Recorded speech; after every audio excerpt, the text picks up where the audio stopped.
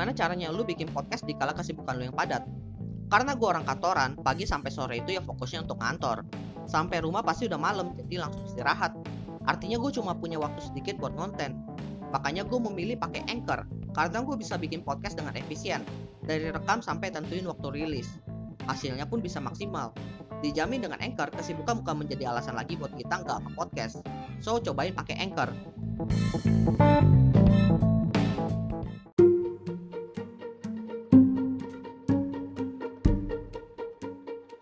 Selamat datang di Tutup 2022. Episode ini adalah bagian dari tantangan 30 hari bersuara 2022 yang diselenggarakan komunitas The Podcaster Indonesia. Selamat mendengarkan. Hati-hati sama barang palsu atau barang KW karena itu merugikan negara dan juga merugikan diri kita sendiri. Barang KW atau barang palsu di Indonesia bisa dibilang masih tersebar luas. Banyak yang masih menjual barang KW dan juga masih banyak yang membeli. Impact-nya ya sebenarnya udah jelas. Bisnis-bisnis yang barangnya dipalsukan itu tidak mendapatkan pemasukan yang seharusnya mereka dapatkan. Kemudian reputasi perusahaan atau bisnis mereka itu bisa menjadi buruk karena banyak customer yang sebenarnya nggak tahu itu barang palsu dan mendapatkan kualitas yang buruk, ya komplainnya ke bisnis tersebut. Tapi yang lumayan kena impact di sini adalah negara, karena mereka tidak mendapatkan pemasukan. Karena kalau kita beli barang asli, itu kan langsung ke bisnis atau perusahaan terkait, di mana setiap pembelian itu akan dikenakan pajak. Sedangkan barang palsu itu kan tidak diproduksi oleh bisnis terkait dan bisa dibilang underground gitu, sehingga tidak dikenakan pajak juga. Sehingga negara kehilangan pendapatan dari pajaknya. Dan bayangin ini berlangsung dari tahun-tahun sebelumnya sampai sekarang, di mana memang agak sulit untuk melakukan pemberantasan barang palsu ini. Menurut MIAP atau Masyarakat Indonesia Anti Pemalsuan, ini organisasi khusus anti pemalsuan ya. Mereka mengatakan bahwa di tahun 2020 dan 2021 aja negara itu dirugikan sampai ratusan triliun rupiah karena pemalsuan produk. Berarti kan sebenarnya negara kita itu bisa mendapatkan penghasilan lagi sebesar ratusan triliun tadi, which is bisa dipakai untuk pembangunan, bisa dipakai untuk investasi ke bisnis-bisnis lokal. Dan yang paling parah adalah pemalsuan produk atau barang ini ya, sekarang itu udah nggak mandang bulu. Dimana kalau dulu yang dipalsuin ya barang-barang luar, sekarang barang-barang lokal pun banyak yang dipalsuin, which is yang dirugikan juga pebisnis lokal. Ternyata setelah ditelaah lagi, kenapa produk palsu ini lumayan laku di Indonesia, rata-rata disebabkan oleh 3 faktor yang dimiliki oleh konsumennya. Yang pertama, konsumennya nggak tahu itu barang palsu. Karena kan barang palsu itu bisa dibilang lumayan mirip dengan barang aslinya. Terlebih dengan perkembangan teknologi sekarang ini, perbedaannya itu bisa dibilang sangat-sangat tipis. Bahkan ada produk yang bisa dibilang cara membandingkannya itu lewat stiker, which is stiker itu bisa dibuat kan. Dan yang menjadi masalah adalah konsumen akan terus menggunakan produk palsu tersebut sampai dia dikasih tahu bahwa barang ini palsu. Ya kalau nggak ada yang ngasih tahu berarti konsumen itu nggak akan tahu itu barang palsu untuk selamanya. Lalu faktor kedua adalah konsumen itu memang mencari alternatif sementara. Gue bilang sementara kenapa? Karena sebenarnya konsumen itu ingin membeli produk yang asli, tapi mereka memiliki keterbatasan untuk membeli produk yang asli. Yang umum itu adalah masalah budget ya, dimana budget dari si konsumen itu lagi terbatas untuk membeli produk asli, tapi mereka lagi butuh banget. Sehingga mau nggak mau mereka berpindah ke produk alternatif itu, yaitu ya produk palsu. Lalu faktor ketiga adalah konsumennya memang tidak mencari kualitas. Biasanya memang yang membedakan produk palsu dengan produk asli adalah dari sisi kualitas, di mana kualitas produk asli itu jauh lebih baik daripada yang palsu, biasanya.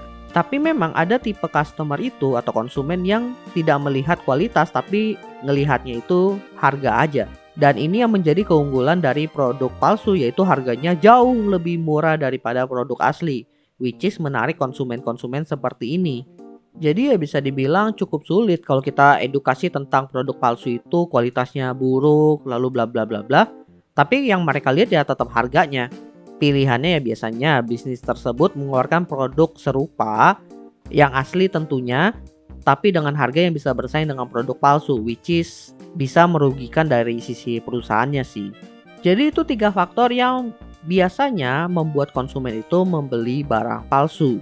Barang palsu sendiri ya saat ini itu udah merambah sampai ke berbagai bidang.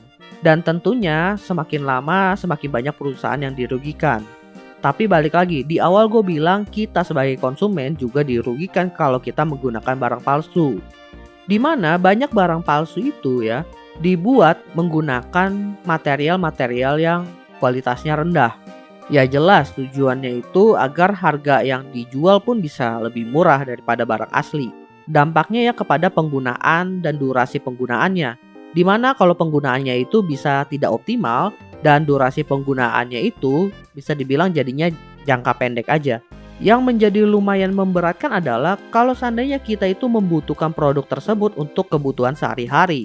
Which is kalau barangnya itu gampang rusak artinya kita harus beli lagi dong.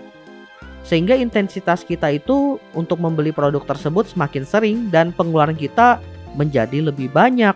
Jatuhnya meskipun harga barangnya itu murah, tapi dia nggak budget friendly. Soalnya kita belinya terus menerus.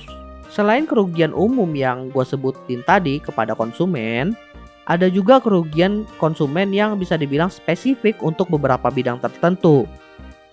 Dimana gue ambil contoh di sini ada 3, yaitu untuk produk kecantikan dan kesehatan, produk palsu itu bisa membahayakan kesehatan penggunanya. Kemudian untuk produk suku cadang atau spare part, itu bisa merusak mesin dan juga dapat berdampak kepada kecelakaan. Dan contoh ketiga, bagi produk IT yang digital, yaitu software, bisa mempengaruhi data kita karena mengandung virus atau malware, serta dalam penggunaannya performa aplikasinya itu tidak baik karena kemungkinan terjadi bug atau crash itu gampang. Dari sini kita bisa lihat bahwa produk palsu itu memberikan banyak kerugian kepada konsumen. Dan juga kalau kerugian itu dialami oleh kita sebagai konsumen, pertanyaannya kita harus minta tanggung jawab kemana? Makanya kita lebih baik menggunakan produk asli karena kalau seandainya terjadi kerugian dalam penggunaannya, kita bisa meminta pertanggungjawaban kepada perusahaan terkait. Apalagi di zaman sekarang yang kalau seandainya satu konsumen itu merasa produknya gagal atau tidak berfungsi dengan baik itu bisa komplain di sosmed dan mempengaruhi reputasi perusahaan secara besar-besaran. Dan gue yakin perusahaan sekarang itu aware dengan hal ini. Makanya mereka lebih berhati-hati dalam membuat produk dan juga mulai banyak perusahaan yang memfokuskan alokasi budgetnya itu dalam pelayanan konsumen. Intinya mah kalau kita pakai produk asli sekarang itu udah ada jaminannya. Jadi kesimpulan yang bisa ditarik dari podcast kali ini adalah penggunaan produk palsu di Indonesia itu dapat dikatakan masih sangat besar dan banyak. Dan pemerintah bersama organisasi masyarakat Indonesia anti pemalsuan pun sampai saat ini masih berusaha terus untuk mengedukasi masyarakat tentang penggunaan produk palsu dan produk asli. Tapi balik lagi terkait pembelian dan penggunaan produk itu kan ada di tangan konsumen. Jadinya yang dibutuhkan di sini adalah awareness kita sendiri sebagai konsumen ketika kita menggunakan produk. Mindset apa yang harus kita tanamkan ketika kita membeli dan menggunakan produk tersebut? Apakah kita ingin menggunakan produk yang bisa bertahan lama? Apakah kita membeli produk yang kualitasnya itu bagus?